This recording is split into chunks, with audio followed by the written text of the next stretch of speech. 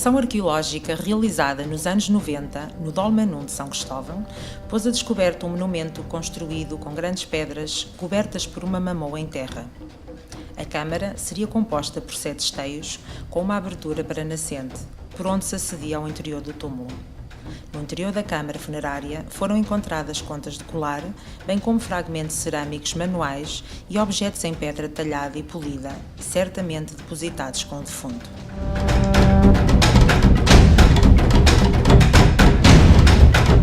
As pessoas começaram a construir estes túmulos no Neolítico, há cerca de 7.000 anos. Estas vão ser as primeiras arquiteturas que alteram verdadeiramente a paisagem, funcionando como polos aglutinadores das comunidades.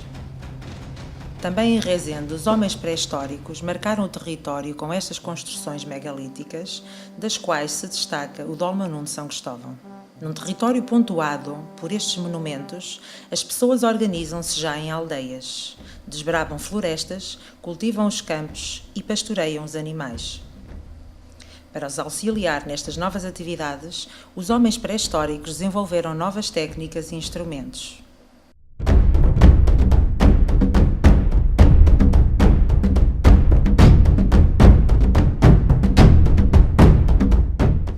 Os homens do Neolítico adequaram os velhos instrumentos em pedra lascada às exigências das novas atividades. Simultaneamente, dá-se uma das maiores inovações tecnológicas da história do homem, a produção de instrumentos em pedra polida, como os machados e as enxós.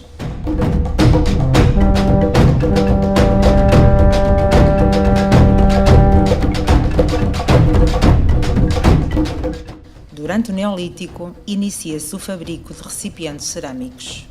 Estes recipientes são fabricados de forma manual, moldados a partir de uma bola de argila ou através da união de rolinhos ou placas de argila.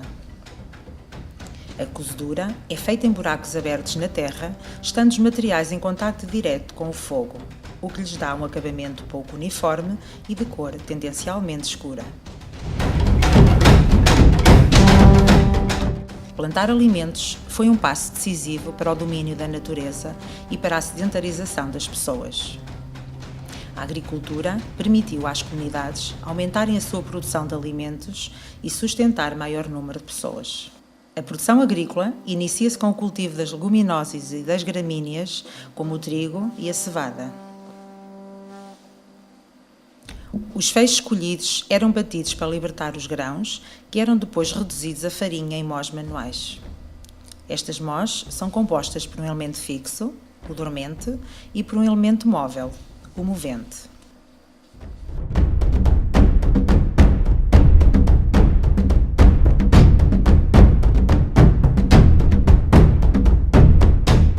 A selagem é outra das técnicas desenvolvidas neste período.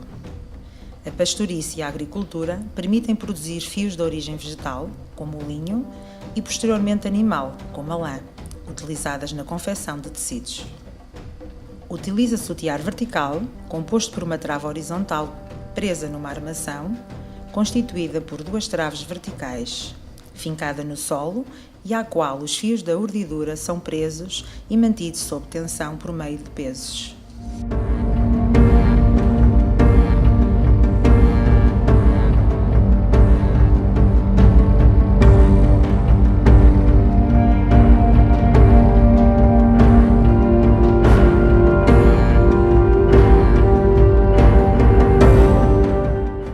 A caça, juntamente com a recoleção, continua a ter um papel importante na vida dos homens do Neolítico. Para além da agricultura, a criação de animais é outro passo muito importante para a alteração do modo de vida do homem. Agora já não precisa se deslocar para obter carne e peles. Os primeiros animais domesticados foram o cão, a ovelha, a cabra e o boi.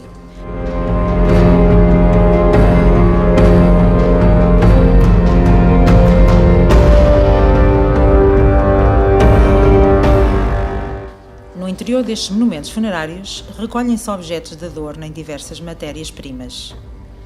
São frequentes as contas e pendentes em xisto, pedras semipreciosas e cristais, cerâmica e osso.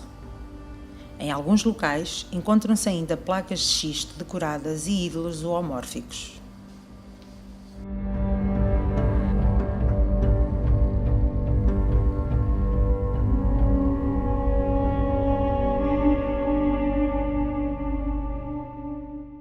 As transformações vividas neste período refletem-se também nas manifestações artísticas, que passam do naturalismo do Paleolítico para uma progressiva estilização e abstração.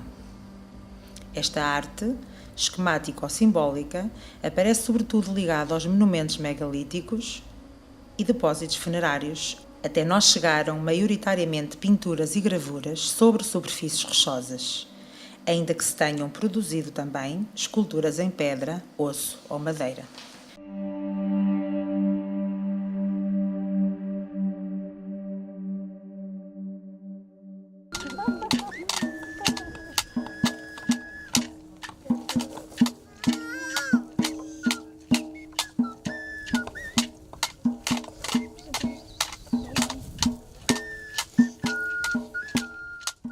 A morte de um membro da comunidade é um momento marcante para estas primeiras sociedades semi-sedentárias.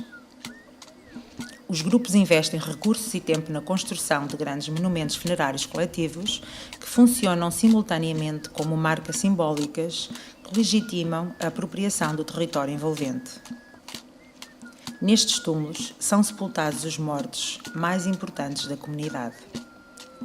A deposição dos defuntos, tal como a construção dos próprios monumentos, é acompanhada de rituais a que podem assistir os membros da comunidade.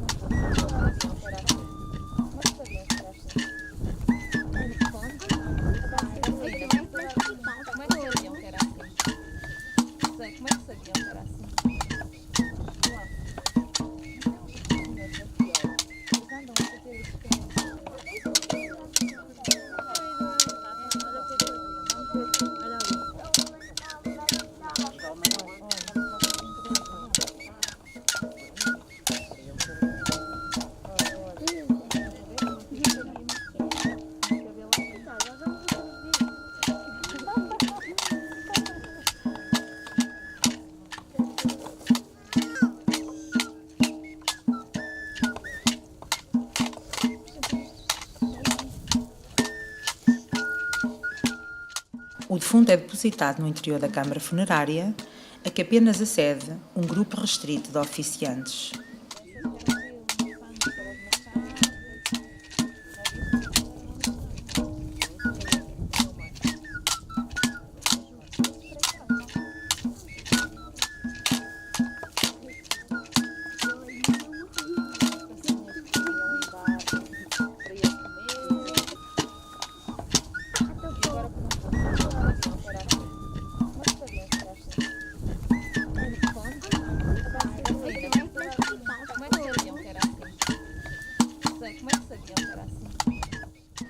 O corpo é preparado e depois colocado em posição fetal, rodeado de ofrendas.